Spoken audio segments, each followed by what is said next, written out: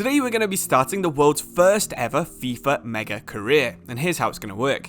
From now until the release date of EASportsFC, I'll be playing a season in every FIFA game from FIFA 14 all the way to FIFA 23. We'll be switching clubs, but we'll be playing as the same manager and the whole career mode will be linked, and every single episode we're going to try and break at least one league record.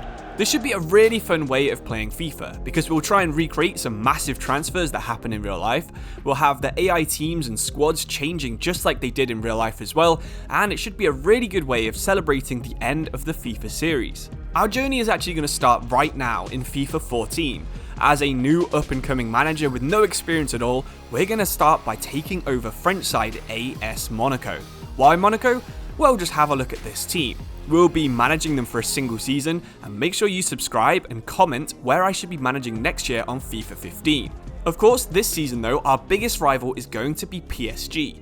We have the best player in the league still though, 90 rated Radamel Falcao, and he's going to be battling Zlatan to be the top scorer this season.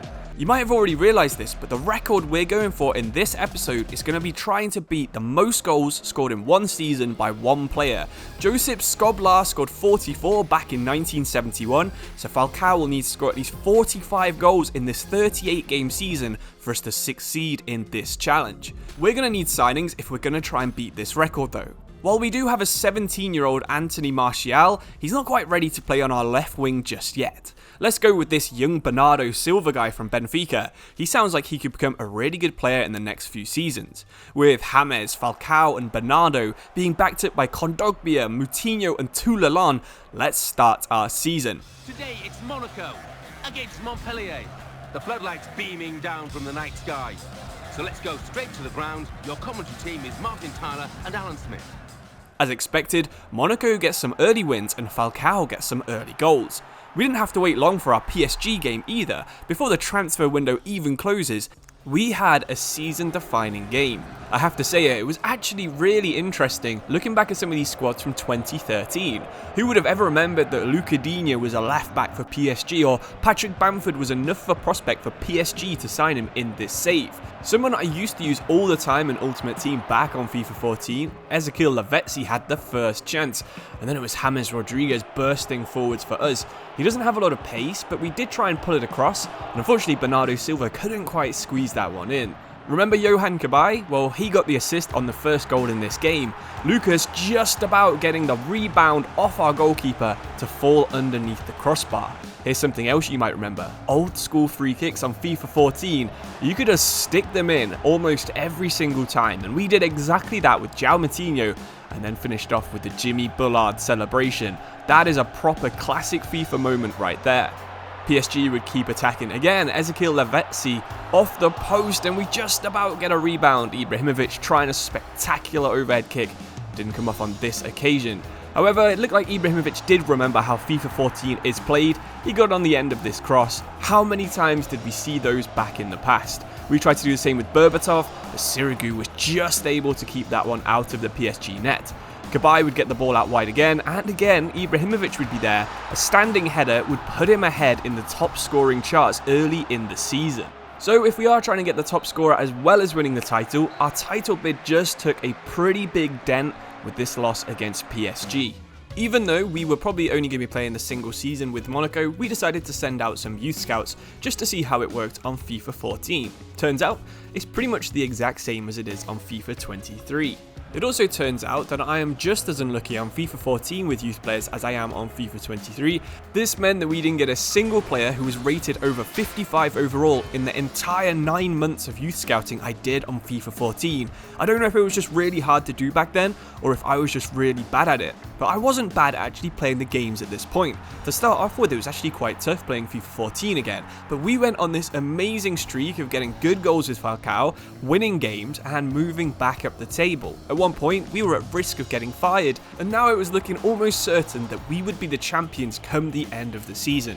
The January transfer window came and went. We didn't even need to sign anyone. I was really tempted to replicate their signing of Lassana Traore. Anyone who played Football Manager or FIFA around this time will remember this Ivory Coast striker, 6'8", but we didn't really play in that way, so we just kept Falcao and Berbatov. Annoyingly for Monaco though, Falcao's form did slowly start to fall off.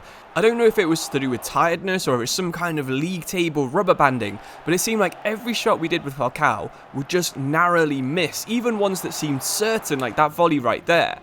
We probably just needed one goal to get him going again and reignite the flame, so when we got a penalty, Falcao stepped up and blasted it wide again. He's now 5 goals behind in the top scorer charts, but what he started doing is providing a ton of assists. What a goal that was from Kondogbia, who's turned out to be our lowest rated midfielder, but actually one of our best. What a tackle that was there from Anthony Martial, the ball falling to Jeremy Toulalon, and that would be an open net and we would go on to win that game 1-0.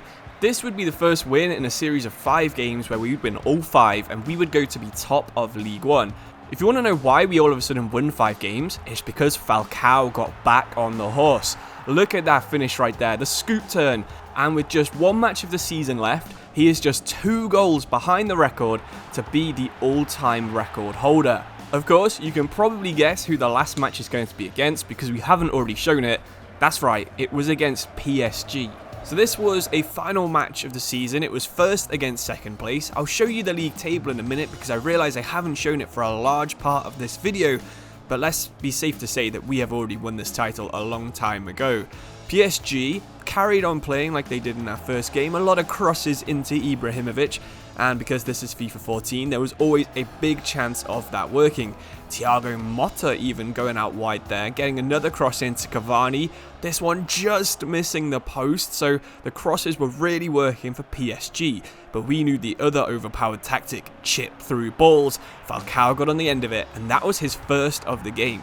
1 more goal to equal the record, 2 more to beat it. And just look at this finish. He calmly slotted it underneath the arm of Salvatore Sirigu and put us 1-0 up. He had another chance. This could have been the record-breaking goal, but his ball roll and then his shot were both blocked. We recycled the ball though. Falcao got on the end of another chip through ball. And again, a really good save and a really good block there from PSG. And we really should be level with the record at this point. We had yet another chance, but Falcao's first touch wasn't quite good enough. And that brought us to half time. So just half a match now left on FIFA 14 before we move to FIFA 15. Good 1-2 there between Riviere and Falcao. Falcao's going to cut inside, he's going to fire at far post, and it's hit the goalkeeper and gone in. So now he has officially leveled the record. He's got 35 minutes to try and break it in the final game of this season. And on a more personal note, I am actually very happy this is the last game on FIFA 14. There's just a lot of things about this game that don't really work that well, and I'm speaking as a YouTuber, so I know all about not working. I'll share some clips of the worst parts of playing FIFA 14 on my Twitter account, so make sure you go follow that. Falcao should have been following his earlier goal with yet another one right there. He would get another good chance right here. Decent on the ball, Falcao. He's one of the only players that sort of felt quite agile. His header, pretty weak though, tame effort. Duche is going to save that pretty much all game.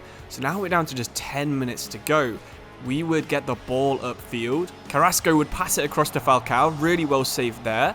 James would recycle the ball back to Falcao, blocked by Alex.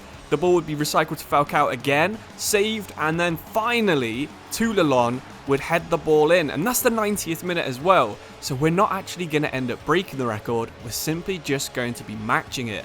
Honestly, I set the record as trying to be a bit ambitious there, and I'm actually quite impressed that I did manage to match it, but why don't you download FIFA 14 if you already own it, because it is really expensive to buy if you don't, and why don't you see if you can beat this record of 44 goals. If you've got FIFA 23, try it on there. I'm sure it's a bit easier with Mbappe than it is with Radamel Falcao. But thank you for watching this video. FIFA 15 is up next. Let me know your suggestions for clubs in the comments below. I really enjoyed making this video, although the gameplay itself was actually quite tough to record and, you know, actually enjoy playing the gameplay. Putting it all together and experiencing the game again was really fun. So hopefully I've shared that sort of emotion with you guys, and I'll see you soon, ready for that next part on FIFA 15. Thank you all for watching. Check out the playlist if you want to see some FIFA 23 content. I'll see you soon. Cheers and goodbye.